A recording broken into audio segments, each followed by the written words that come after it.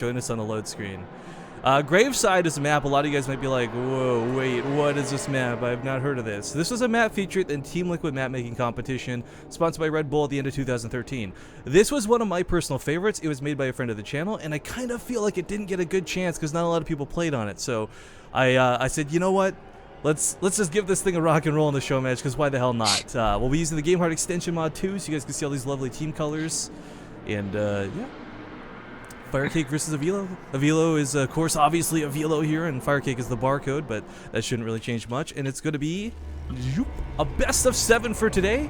If you guys are unfamiliar with the Game Heart overlay, quickly down here in the lower left, there will always be the score displayed at all given times. So if you got to use the bathroom and come back and it's like another game, you'll know exactly what's up to date.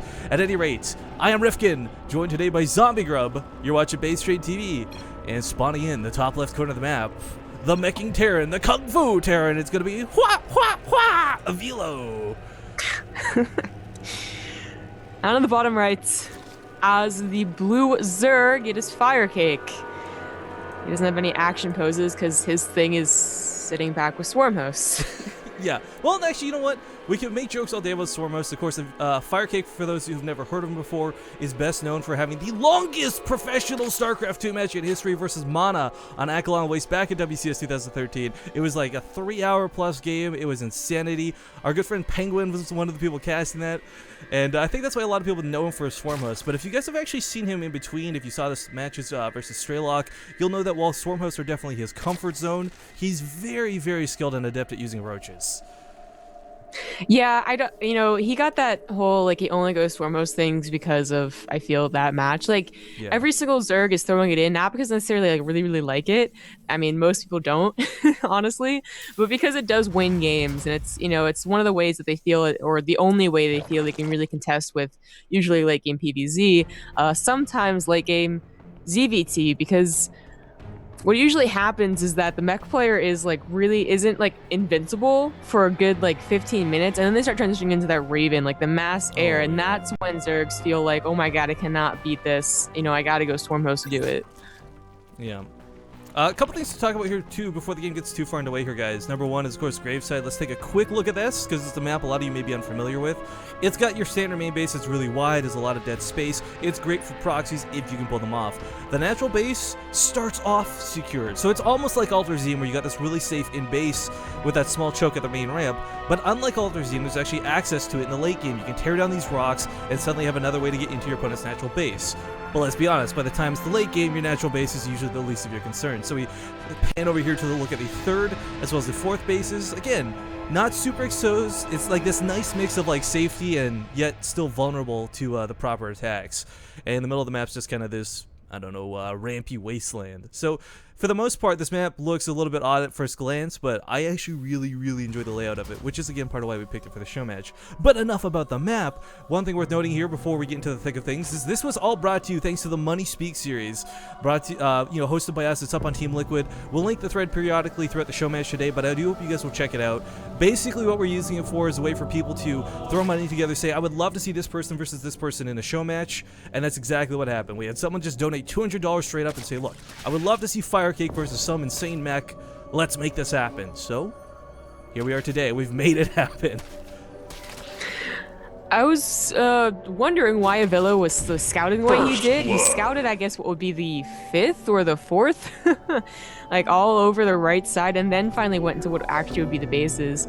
I'm not sure for the reason of that. Either I'm thinking maybe, this is in a map pool. It's not in any map pool that I know of, actually, including tournaments. So the chances of them actually practicing too hard on this map are kind of low. That's actually a good point. Again, this is a map that didn't make it to the ladder pool. It wasn't that popular after the map making competition, and quite frankly, these guys may have just never looked at it, even though we posted this map pool weeks ahead of time. I was wondering what that was doing. Okay, that's pretty cool. He does something that TLOs actually did for a long time. Hatchery trick, yeah. Yeah, the hatchery trick. So, I mean, it does cost you kind of a nice amount of minerals for the early game, but it's worth it to start that group spread really, really far out there. I guess it's not too far, but it does already start the Evo wall-off area, creep area. Yeah, and it's a pretty wide choke you do have to end up covering here in the end. I mean, you've always got this ramp to fall back to, but So let's talk a little bit about Avilo. For again, some of you guys may not know him. He's of course best known within the North American scene. He plays a lot of mech Terran. And as some of you have kind of referenced earlier, guys, you eventually kind of get to this quote-unquote invincible stage of Terran where once you've accumulated a ton of Ravens, it's so difficult for Zerg players to break Terran. Not to say it's impossible, but it becomes incredibly hard. So one of the, I think, nuances of this matchup, not just these two players, is you gotta get in there early enough. You gotta hit and try and get fights, you know, around the 10 to 15 minute mark. You can't let him sit back and turtle off of 2 or 3 bases. Yeah. That might be a Firecake's plan right here. He has gotten a Roach Warren, so I think he just definitely knows it's going to be mech. And going up to lair right now. It's actually kind of an early lair. That's before Evo Chambers. I'm wondering what the Roach Warners are for that early. Maybe just afraid that one of the mech openers, which is a popular mech opener, is the Blue Flame Hellion. That's not what Avilo is doing. Actually, he seems to be going for Avilo's... Banshee Woodamine Hellion. Huh. Well, Avilo's not your conventional Terran player either. You got to keep this in mind. That's, I think, part of why he's gained quite some notoriety here on Twitch TV. He's a very popular streamer, and one of the biggest things he does is he doesn't play your conventional mech style. Like, yes, obviously, if you tune in, you will occasionally see Hellion Banshee or this or that, but he'll be the guy who decides to do things a little bit differently, incorporate Thors earlier than necessary, and what have you. I like this double Banshee opening, though. This is something that really, really is... It's almost joked about when you say 2-port. Obviously, it's usually off of 1 base and like some sort of joke proxy, but Banshees are incredibly strong against everything in the early game. And yes, while there's Spore Crawlers coming down, 4 Banshees, microed correctly, can tear down a Spore Crawler like nothing. Their DPS is just phenomenal. Yeah, blind Spore Crawlers too, by the way. He didn't scout anything that said, okay, that's definitely Spore Crawlers. He probably just knows. I mean, the unfortunate thing about being a Avilo is that you are so easy to study. I don't know if his Twitch enables like keeping the VODs, but if they do, that just makes it so easy. And so many players have friends that are like, you know, you play this Avilo guy, right? And they're like, yeah, what has he been doing lately? Well, he's been doing this. You know, Avilo, you know, I guess one of his weaknesses is that he doesn't really mix it up a whole lot. I mean, he mixes up somewhat, but like, you can always kind of expect in general what to do and defend at least somewhat to help defend. That makes sense. But, you know, like, he probably goes Banshees. I don't know if it's necessarily 2-port Banshee, but it's probably going to be a couple of Banshees, so they go and get a Spore Crawler. Banshees aren't bad to have later on, too. I mean, even if your opponent's going to go for that initial Broodlord Corruptor composition, keeping the Banshees alive, they're fast, they're maneuverable. They can get around the Corruptors, get to your opponent's mineral line, and do some damage when otherwise you'd be stuck within your own base, which, again, it ends up happening as a Terran player. When you play mech, it's not that you necessarily want to turtle. I mean, there are certain players like Straylock, for example, who are more aggressive with their mech than most, but typically you want to play safe than sorry. Now, this is 4 Banshees that were withheld, guys, coming out at a time. They're cloaked across the map, and Firecake certainly won't see this initially. But as I said before, 1 Spore Crawler, not gonna cut it. No, and he didn't see the Shimmer either, I guess, so Overseer season. not throwing down any... Okay, there it goes. He does have an middles. Overseer, but he needs so many more queens, like 1 queen at a time, mind you, because the creep hasn't connected, is not going to cut it. And he goes straight for the Spire. Oh, no, actually, I was missing. It's going to misclick. Goes for the queen.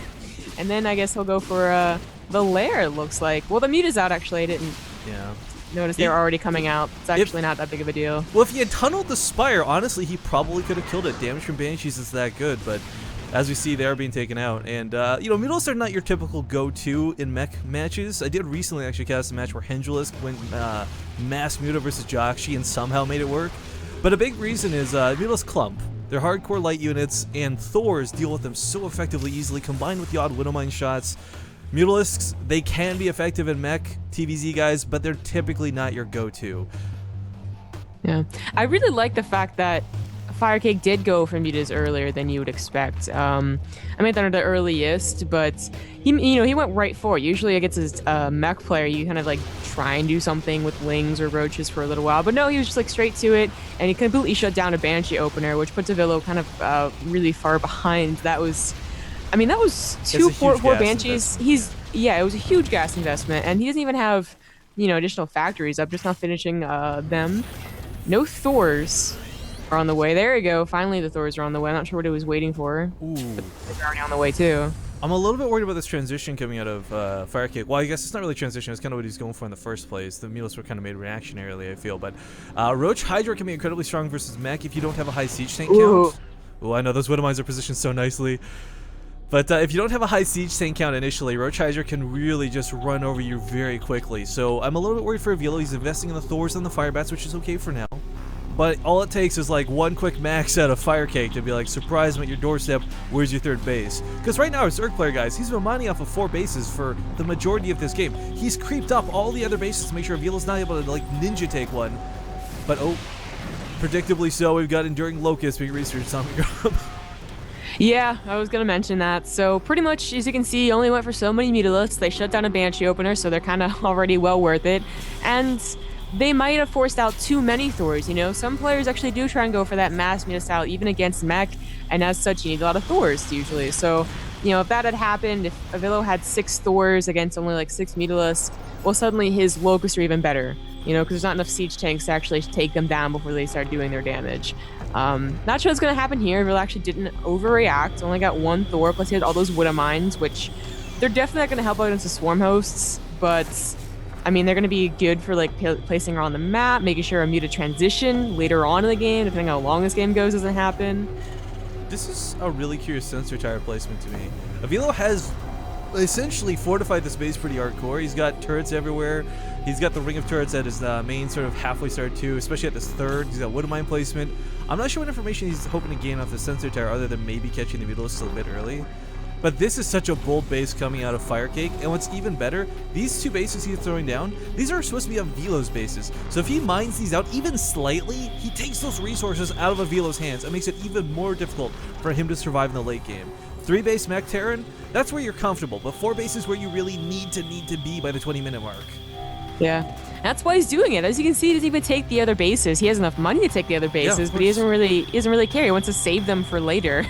So that's actually a really cool move, and you know that Avilo is not going to be pushing on anytime soon. He's not too he's actually not aggressive at all usually, but you know, like usually with mech you get 2-2 and then you go out at 15 minutes and you start trying to do something. Well, Avilo's not going to try that. He has Blue Flame Hellions, which I guess you're going to do something to get him on the map, but other than that, actually doesn't have Blue Flame yet, curiously enough.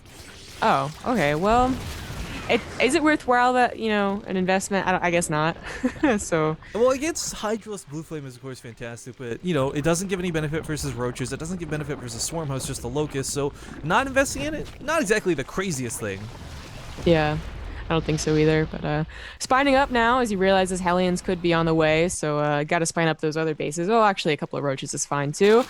And Avilo's going to be in a tough situation. I was just talking about, he doesn't really want to push out, but he's going to have to push out. This is not a map where you can get 4 bases like Aglon and then have a nice defense all around it, you know, a big choke, I guess. This, you actually have to like get out there and move and leave your third wide open if you move out. So really, again, really liking Firecake's choice to do it on this map specifically because you do have to force him to make some tough decisions. And Avilo, I mean, the good thing about mech is that as long as like your army is powerful enough, sometimes you just don't lose units. So like being on 3 base, you can definitely like come back because you just have a powerful army. I'm liking these selling run-bys though, even without the Blue Flame. He's just sending 2 here, 2 there. He's picking off a little bit of drones. I mean, like, Firecake's still got like 66 drones behind this. He's not in any real danger, but I do like that he's actually putting forth the effort to try and harass, because again, you know, you're kind of locked in the situation. You know you're not taking a 4th base anytime soon. You might as well do the damage you can. And he's killed 28 workers so far. Wait, when did they change the transformation servos icon? Oh, did they finally update it? Oh my god. Yeah. Sneaky. For anyone who doesn't know what we're talking about, real quick, there's an upgrade for Hellions to allow them to turn into Hellbats, like transform and roll out type mode. But it used to be the icon of a Hellbat as well, so you could never, as an observer, it was always really hard to notice it, but they actually updated the icon, which is pretty cute. I don't even know what it is. It's just like a random gear, I guess. I don't know. I'm just glad they did it, because man, that was really annoying trying to spot that before. It was always so weird. Because like 6 Hellbats in one. That doesn't make any sense. Well, the Vikings have been made expecting Corruptors and Broodlords. I mean, a very common thing to do in mech versus anything, guys, is you open up with Broodlords, Corruptors, you want your opponent to make way too many Vikings, so you go to that Ultralist transition and there's not enough ground units to deal with you. But that's not what Firecake's been doing, and Avilo is going to be... I don't know, the Vikings are going to be useless. It's weird to say that, but they're not going to have any real effect. They'll be able to zone out some of the Vipers, which I guess will be good, but the Hydralists will be a big problem too. Losing 4 Siege Tanks there does Avilo, that's really rough. As well as a couple Hellions thrown away here. I'm not sure what he was thinking with that. Well, maybe I do know what he was thinking. He was thinking, like, I'll try and just, you know, slightly run by the base. Down. Yeah, it's always so tempting to run by with tanks, and then you realize it's not that great of an idea. Because if their army reaches you, then like they can't do anything against the entire army of a Zerg, and usually that's what they're gonna have running around the map because he has the entire map. There's He no does. It's run bys while you're attacking somewhere else. That's like Avilo. Like you gotta do more than two things or more than one thing. Well, it's worth noting too, neither player's really, like, we've got Firecake maxed out, but he's not able to really push in just yet. And a big part of the reason he's doing this, guys, is because he knows anything he throws away right now would just be a waste of time and effort, and that's fine. Because as long as he mines out this map, then he beats Avilo in the war of attrition, and that's going to lead to a very boring, dumb, long game. But if that's what you gotta do, that's what you gotta do. There's a fair amount of money on the line for today. I was wondering, honestly, people were saying like Firecake isn't like that anymore, doesn't really ever go Swarm Host long games, and I was like, but what if he just wants to do it because like it's a show match, Always a possibility. A couple Locusts are going to get some hits off in the tanks, but Avilo's on the move, and Siege Tanks have got to siege up. Some Blinding Clouds are going to have to go down, but he goes for all of Ducks instead. Secret Missiles will turn to be duds, unfortunately, but one or two will go off on the Hydralisks, so not too bad. Not the best engagement for Avilo, though. No, and keep in mind anything that Firecake does, like he doesn't care if he loses a few units here and there. Avilo does, because Avilo's on 4 bases, although his bank is okay. But Firecake's just like, yeah, whatever, I'll keep doing that. But yeah, the ground army of Avilo is not that scary.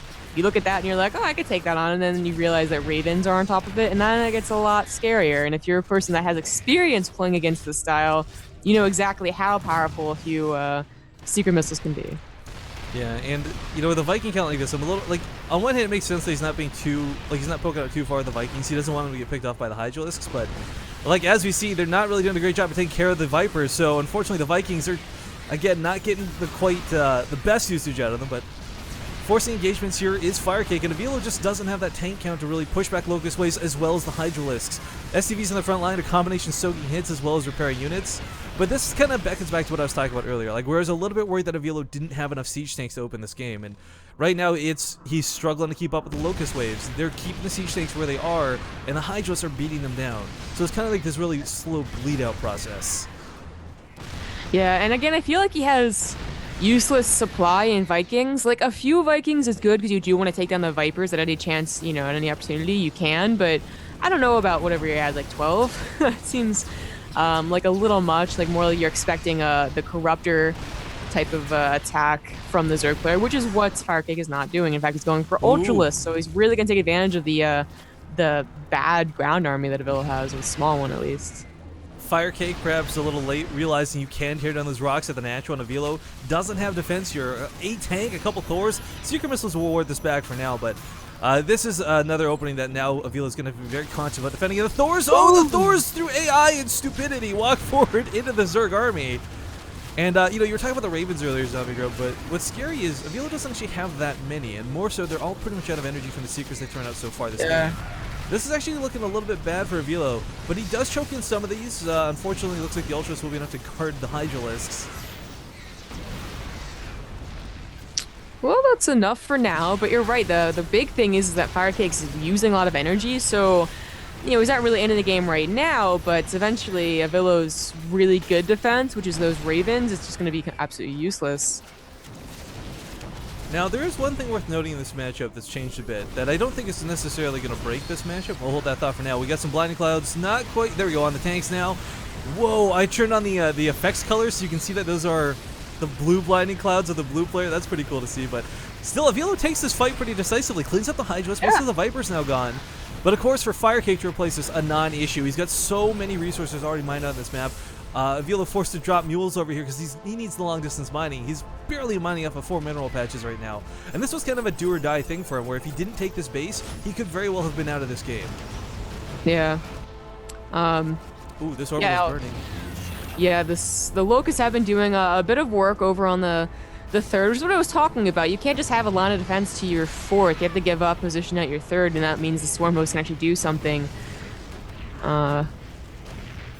I think Avilo's just in a desperate spot at this point, though. There's no way to paint that picture otherwise. I mean, it's not so much about the army composition. As we saw, he could certainly take a fight, but the problem was he gave up so much map control early on. Like, it's so difficult to recover from a Zerg player who's claimed literally like 80% of the map and create. Yeah, all the moves are going down to the Swarm Host. Long distance mining mules are never a good thing. This army just looks so small from Avilo. He's at 109 supply and he's It's having a tough time getting above it. I really think he was expecting Corruptors and Brutal Lords for some reason. I mean, he saw the early Spire, and I think that spooked him more so than it should have, because realistically, if you consider all these Vikings, if he had made like 4 Vikings to deal with the Vipers and instead had invested the rest of that money in tanks, he would have that tank line to hold off the Swarm hosts while allowing his current tanks and Hellbats to maneuver around, focus around the map, try and claim that 4th base scenario. But right now, in game number 1, I don't want to call it, but I mean, it's half the supply of his opponent. He's out of money, guys. It's gonna be very difficult for Avilo to obtain an economy, basically.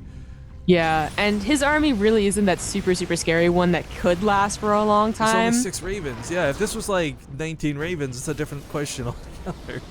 Yeah, and well, he's gonna try and start pushing forward, but when he pushes over on this side, I mean, still Firecake is the other side of the map, and oh my god, the blinding clouds are so good. Ultras and Hydras to the north too. Secret Missile's getting some good hits off, but good game is called. Ladies and gentlemen, game number 1 will go to Firecake. You know, I really think Avilo's gonna blame, honestly, the map for that one. That was a hard map to get a 4th base, and I mean, maybe he could have, you know, one of the bad things is that we were talking about the composition wasn't too great for what he was facing, but I don't know. I already forgot the map pool, but maybe there's some other ones that are easy to get the 4th. Like, I think Daybreak would be easy to get the 4th. It's not necessarily like Accolon, but it's still like, you know, defending your 3rd is like a few tanks and a choke and a wall off. That's well practiced. Yeah. So here's what's going to happen next, guys. We got Daybreak as the pick of Avilo for map number 2. We're going to quickly run some ads while we get this map up and running. I do thank you all for tuning in, and we will be back very shortly. And you should totally turn the stream on once in a minute, because I got this awesome ad screen taken from an idea from the Game On people. I thought the way they did it was really good.